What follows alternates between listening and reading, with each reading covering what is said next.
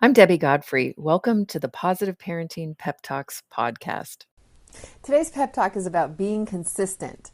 And this is one of the most challenging but great ways to be as a parent in order to be effective. And most of us know intellectually that we're supposed to be consistent, but find it very difficult in practicality. So what I'm hoping to do today is give some examples of why to be consistent and then how to be consistent. And the why is pretty straightforward, but you have to remember it in the moments where you're wavering and about to be inconsistent. And the why is that once kids realize that sometimes they can change your mind, they will be persistently bugging you until they can change your mind.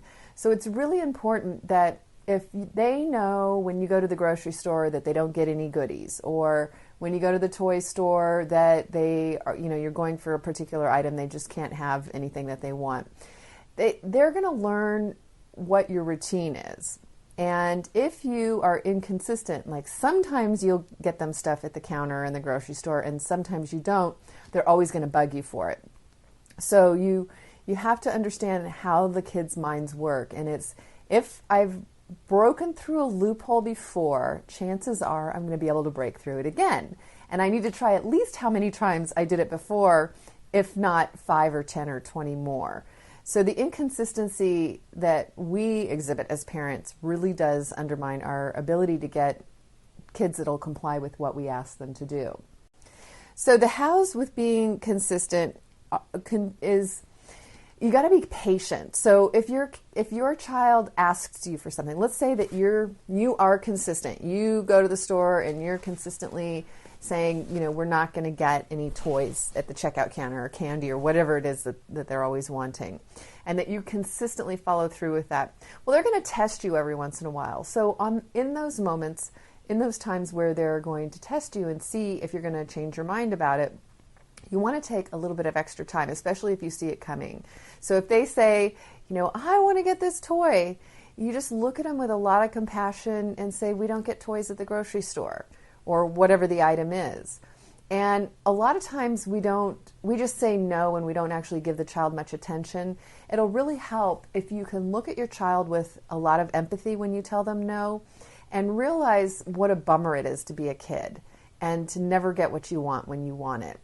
And so if you can just show that compassion to them in the manner of, it would be wonderful if all of us could get anything that we wanted anytime we wanted. And, one of our family rules is that we don't get goodies at the grocery store. And I know it would make you really happy if you had that, and it's not going to happen.